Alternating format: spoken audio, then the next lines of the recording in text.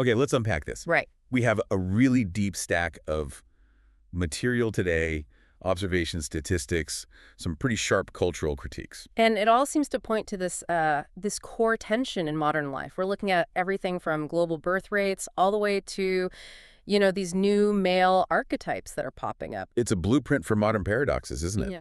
The sources show a culture that's, wealthier and more connected technologically than ever. But at the same time, we're seeing this dramatic fall off in basic human connection. Specifically, sex and reproduction. Exact. So our mission for this deep dive is to cut through that noise. We want to analyze these strange loops we're all caught in.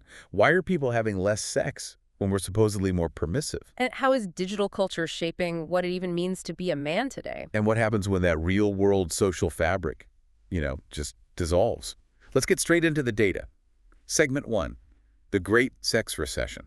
The shift is, it's undeniable. American adults are reporting record lows in how often they have sex. Yeah, and there's a hard number on that, right? There is. Only 37% of adults now have sex weekly. Now, if you go back to 1990, that number was 55%. Wow. That is a monumental drop. It's huge. It's even lower than during the peak of the COVID pandemic. But see, that's where the paradox starts. Yeah. Because this isn't happening in some puritanical society. Right. This is happening at the same time that culturally we're more accepting of casual sex than ever. So how do you reconcile those two things? Well, for a long time, the thinking, especially from more conservative commentators, was that this was just an issue for unmarried people. The old just get married and you'll be fine argument. That's the one. But the latest data shows it's relationship agnostic. It's happening across the board. Even among married couples. Even among married couples. So if it's not a moral permission thing, what is the structural cause? One of the strongest theories is just that people are in fewer long-term, stable partnerships. Where sex is naturally more frequent? Exactly. So if you have fewer people in those relationships, the average frequency just plummets. I mean, even if casual hookups are more accepted, they're still pretty infrequent. Like what, for Gen Z? Maybe one hookup a year on average? Something like that, which brings the overall annual number way, way down. And when you look for what's causing all this, you can kind of dismiss the more exotic theories. Yeah, things like pollutants or weird biological factors. The source suggests the most plausible answer is way simpler. It's probably in your hand right now. It's the phone. It's the smartphone. People are just looking at their screens so much. It's, and this is the quote, very absorbing. It makes sense. The parts of the world with the steepest drops in fertility and coupling, they track perfectly with the rise of the smartphone. The theory is behavioral. You're so captivated by the easy, high dopamine hits from your screen that you just forget to do the hard work of real-world intimacy. Which brings us to this perfect phrase for it, a concept from David Courtwright called limbic capitalism. It's a superb phrase. It's this idea that the most profitable new innovations are all about hacking our primitive drives. Hacking our limbic system, our core desires. And then redirecting them. So instead of those drives pushing you towards, say, a healthy relationship or having a family, they get channeled towards commercial goals. Like perfectly engineered social media feeds or junk food or pornography. All things that hijack the very instincts that would normally push you toward a partner. So that's what structural sterility is. That's the definition. If your entire culture is designed to monetize your basic urges by swapping hard, real-world things for easy digital things, well, a declining birth rate seems like the logical endpoint. The culture is basically being selected against by its own economy. Yeah, and the culture that survives has to be the one that finds a way to unplug. Which leads to the surprising role of high-status influencers who might actually speed up or even reverse these trends. Right. We know that fertility is mimetic. If your sister has a baby, you're statistically more likely to have one. But what happens when your main role model isn't your sister, but, I don't know, Taylor Swift, a parasocial relationship? That's the question. Her recent coupling got this massive cultural reaction. There was this poem circulating about grown women feeling chosen by a high-status man. So the source is asking, could that one very visible relationship have a real, non-zero impact on actual coupling rates? It's a powerful question because we see the faces of people like Taylor Swift or Donald Trump way more than we see our actual neighbors. So those parasocial relationships have real mimetic weight. They're not negligible. And the inverse is also true.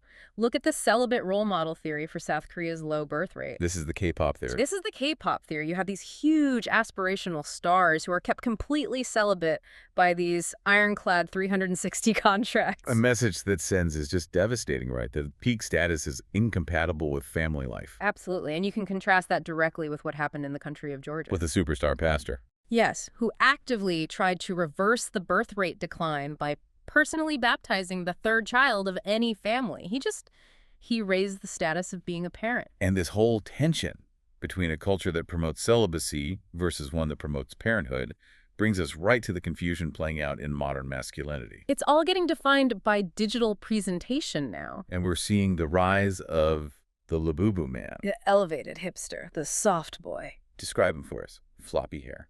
Oversized flared jeans, a tote bag, maybe with a little Labubu plushie on it. He's drinking matcha, reading literary fiction. A caricature of non-aggression. And he was satirized almost immediately because people saw him as a, quote, poorly hidden, pliable male mating tactic. He's just presenting as completely and utterly unthreatening. So the idea is he's reverse engineering what he thinks women want right now. Exactly. And that is the crucial link here. The Labubu man and his kind of aesthetic opposite, the himbo. The himbo. They're both, in a way, the children of the Me Too movement. How so? Well, the message, don't be too pushy, which was rightly aimed at bad actors, was taken to heart by a lot of compliant, well-meaning guys. And the result is this attempt to become the least threatening male possible. To avoid any hint of aggression. Now, contrast that with the himbo. The hunk with a heart of gold. Beefy, placid. Politically ambiguous, the human equivalent of a smiley face. His appeal is that he walks this tightrope, right? Yeah. He's physically capable, so he offers that sense of protection. But he's so sweethearted, he'd never use that capability against you. He's often, not as educated as the Labubu man, but he's more economically prepared. Which all seems to point to men really struggling to define a positive identity. They're confusing self-doubt with having actual low mate value. And this confusion isn't just about dating. It's rooted in a deeper loss of real-world community and mentorship. That's the real connection. And you see technology trying to fill that gap everywhere. Oh, absolutely. Look at these data collection apps like Aura that track your kids' screen time and GPS to report on their psychological distress. Right, so you get a report that says, when little Timmy goes to baseball, he sleeps 45 minutes longer. Did we really need an algorithm to tell us that? No, Yeah. because historically that role was filled by the auntie. That experienced elder in the community, the mother-in-law at the stables, who uses 25 years of pattern recognition to know which school is right or what's going on with a kid. That grounded local wisdom. You can try to replace it with an app, but you can't really surrogate it. And this loss of intergenerational connection is a huge structural problem, especially for young men. Particularly those in fatherless households. For sure. These men trying to labubu themselves into being acceptable are just guessing at what women want instead of actually building competence. And positive male formation, the source argues, has to happen offline. Centered on cooperation and purpose, guided by decent older men. Not, and this is a key point, not just sitting around talking about their feelings. It's more effective when it's side by side. Yes. Fixing a lawnmower in a men's sheds project or something. The mentorship happens while you're getting a task done. And this loss of trust extends back to dating. I mean, the whole idea of cold approach dating required a high-trust society that... It's gone. That high trust is gone. Cold approach needs a baseline of shared norms. When that vanishes, just chatting someone up on the street becomes a huge risk. And then you get these tech solutions, like the T app. Ugh. The unsubstantiated gossip app. It was trying to replace a function of local community, right? Vetting a guy's trustworthiness. But with none of the real-world consequences for lying. So it just became, as the source puts it, an AMPIC for reputation management, a volatile solution for a problem created by lost community. You see this erosion of social cohesion so clearly in that anecdote about the UK flag confrontations. It's such a powerful image, and there's a clear class division. The people putting up the flags are usually working class, trying to assert a stable national identity. And the ones tearing them down are often middle class, expressing more cosmopolitan values. It's this deep class conflict where the globalization and economic shifts that benefited the middle class have really hurt the identity and prospects of the working class. That sense of betrayal is fueling these clashes over what the nation even is anymore. You can't spend decades teaching young people that nationalism is suspect And the nation state isn't their real community. and then expect them to just snap back into thinking of themselves as an undivided us. Exactly. So what does this all mean? We've gone from these huge global trends, the sex recession, limbic capitalism, down to very local breakdown, the loss of the aunties, the loss of mentorship. And the result is this cultural confusion we see in the Labubu man and the himbo. It's a struggle between the demands of the digital world and the fundamental human need for a grounded offline reality. And the irony is just profound. While the Labubu man is trying to be unthreatening, you have these hyper-masculine guys online who reject him, but what do? They post their physique constantly and engage in what the source calls girly bickering. It's pure performance.